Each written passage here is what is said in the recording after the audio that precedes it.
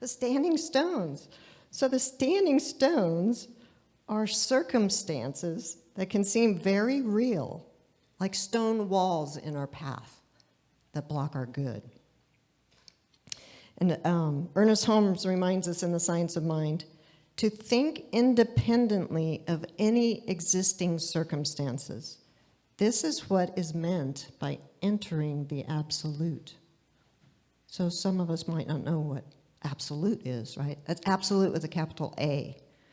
And so Charles Fillmore, in his Metaphysical Bible Dictionary, defines the absolute as the realm of pure ideas, such as goodness, purity, wisdom, and love. So when we think from this realm, we're actually aligning ourselves with the power and presence of the one creator that created all, the seen and unseen. Last week we heard the quote by Plotinus that says, "I don't argue, I contemplate. And as I contemplate, I let fall the seeds of thought into the mirror of my mind, which becomes the mirror of matter." And that's how it works. So one of the things we hear about in this teaching is thoughts become things. So be careful what you think about, what you ask for, because you just might get it. As students of the science of mind and spirit, ours is not to fight against something. Don't fight against the circumstances of the world, but be for something. Be for something that is beautiful and holy and pure to create the world that we want to see. And how do we do that? We go within ourselves and we listen. So some of these standing stones that look like roadblocks or circumstances that feel like they might be getting in our way of our good, they have something to tell us. And so the invitation is to stop and be quiet and go within and ask ourselves, what is here that I could learn from this standing stone? Sometimes by listening, we can find out what it is ours to do, why we're here.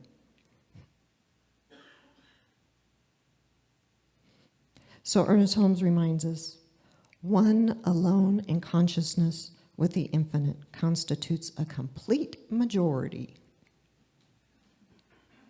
That's powerful. The definition of circumstance is that which is standing all around us. So what we see around us is the consciousness not only of our own self, but of the whole collective unconscious. And what our world needs now is not for us to be fighting against the thing that we don't like in the world, but to really stand in truth and find out what is ours to do and be for that. Be for that. Last time we talked about the difference in feeling of being against something and being for something, right?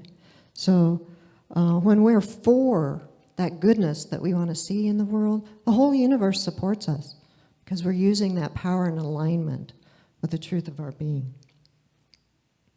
So instead of looking at life and seeing all the horrendous things that are going on and how horrible that thing is and how horrible that thing is and that's wrong and this is right and I really believe that we should be doing this instead of that, which creates that division within us. It creates that separation. It doesn't foster that oneness of being one that we need to align ourselves with as we work towards co-creating a world that works for all. So here's some questions I invite us to ask ourselves when we feel like we get in that place of duality of us versus them. And this is what I try to remind myself to do, is ask myself, am I open enough to take the time to hear the other person's point of view? Am I open enough to wonder why that organization is doing that and what is it that they're wanting to create. Since we're all one, I believe that we're all doing what we think is best. And isn't it funny how what somebody thinks is best could be totally the opposite of what I think is best? So, because we don't believe in duality, we don't believe that there is good and evil per se. We believe there's one power and one presence, and we're always using it, consciously or unconsciously, and we certainly can use it for evil purposes. But there is no power greater than the power of God. So that's something that I can take comfort in, because I can use that power, create a world that's better. So Dr. Michael Beckwith says, a bad day for the ego is a good day for the soul. There comes a time in our lives when we beat our heads against the stones for so long that we just can't do it anymore. And Emerson invites us to get our bloated nothingness out of the way of the flow of divine circuitry. And so this reminds me of my own life. My goodness. I love these talks. There was a time when I was beating my head against the stones. I was like, these stones and these conditions that I was creating from my consciousness were keeping me from my highest good. And years ago, when I was heavily into my alcohol addiction, I had a job as a bartender. Not a good position for a person with an alcohol addiction, right? I could tell you stories. I'm embarrassed to tell you the stories. But, so I'm going to tell you a story. So I used to work for Sam's Hofbrau on Watt and El Camino in Sacramento. Have any of you been there? Oh, man, it was this, yeah, Hillary. It was this great place, yeah, right? It was this place where if you walked by, you could see a turkey rotisserie in the window, right? And they had great corned beef and cabbage and fresh meat. And anyway, I was a bartender there. And it was just this amazing experience. Since I don't like being on stage, being a bartender is very similar to that. And so it feels really uncomfortable. Just saying. But anyway, so because I was not allowed to drink on the job, I was doing the night, some sort of late shift, right? So I would get off about 1 o'clock in the morning, and then I would go to the bar down the road. And I would walk in the bar, and instead of asking the bartender for a drink, I would order 6 at a time. Can you believe it? I am a miracle. I would order 6 at a time so that I would have what I felt like was enough to drink before last call so that I could feel comfortable in my own skin because of what was going on within me, my consciousness, right? So one early morning, as I left the second bar, having all those drinks, as I often did, I was driving home from Sacramento to Roseville, right? And somehow I fell asleep or passed out at the wheel. By the grace of God, I woke up right before I hit a brick wall. And so I can think of that brick wall as what we're talking about today, these circumstances in our lives that are keeping us from our good, right? And what was that circumstance trying to tell me? I knew that it was telling me that I needed to stop drinking, but I was not ready to stop drinking. In the 12 steps, we hear this saying called self-will run riot. That's the way I was living. But years later, there did come a time for me to surrender. I was ready to let go and let God. I was so tired of hitting my head against the stones and waking up with hangovers. I just didn't want to live like that anymore. I finally got that the way I was trying to change my circumstances was not working. And at that time, I didn't know yet that in order to change my outward circumstances, I needed to change my own consciousness. And the thing that I needed to change, to heal within myself, was my own belief about myself. I didn't have good thoughts about myself. I didn't love myself. I didn't really know who I was. But it was through the 12 steps in A Course in Miracles and the classes that I took here through the Science of Mind and Spirit that I got to heal. And I got to finally come to the place of knowing that I'm whole, complete, and perfect just as I am. Thank you. Thank you. And as I changed my consciousness, my whole life began to change, right? Because that's the way it works. Our thoughts, beliefs, and our feelings create our experience of life.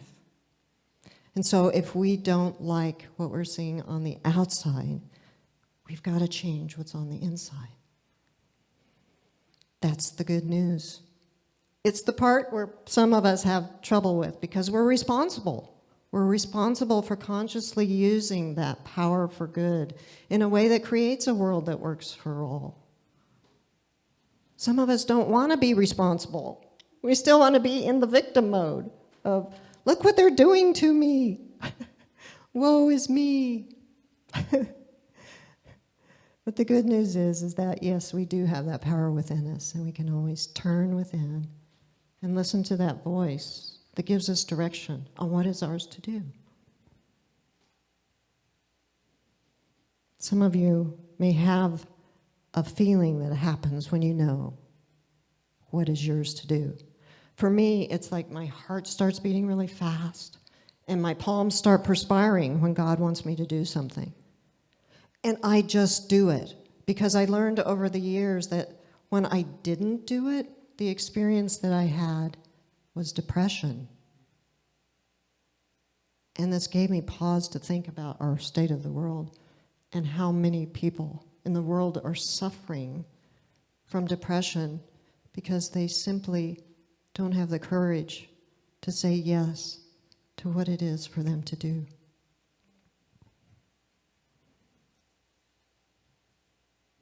So I just want to take us on a little experiential exercise. And I'm going to invite us to go within and close your eyes if you feel comfortable.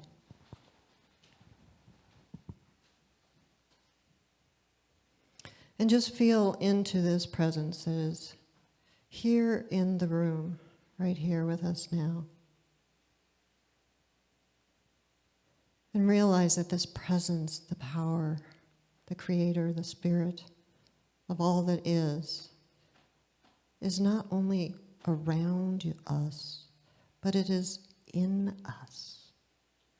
And we are in it. And so I invite you to go within right now and ask Spirit, what is Spirit's highest idea as my life? Just listen. What is Spirit's highest idea as my life?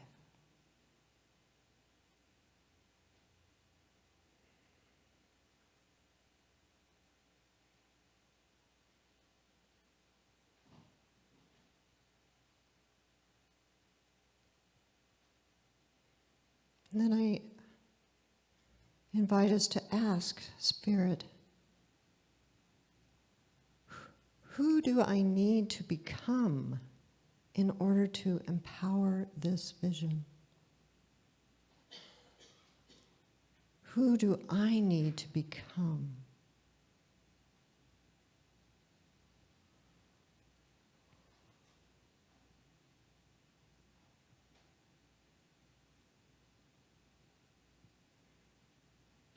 And what do I need to let go of?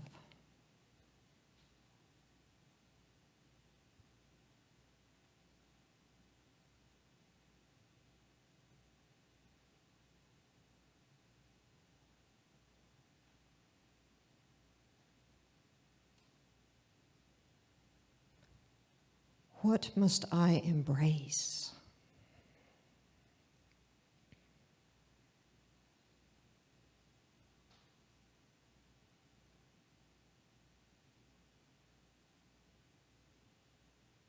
And is there anything else I need to know?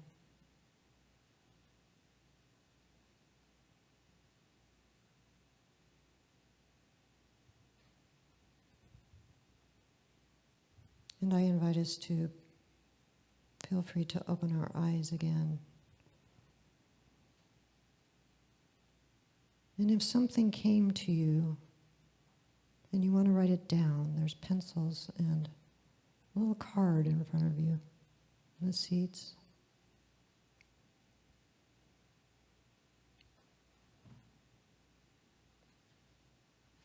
And if nothing came, I encourage you to continue visioning for yourself. This is our opportunity to create a world that works for all, to know what is ours to do. And so I encourage you to take action on whatever may have come to you today. Stop fighting against things and be for things. Be for something better, the greater good that helps create a world that works for all. So in closing, I'll leave you with one of my favorite poems by Rumi. Out beyond ideas of wrongdoing and right doing, there is a field. I'll meet you there. When the soul lies down in that grass, the world is too full to talk about. Ideas, language, even the phrase each other doesn't make any sense. So it is.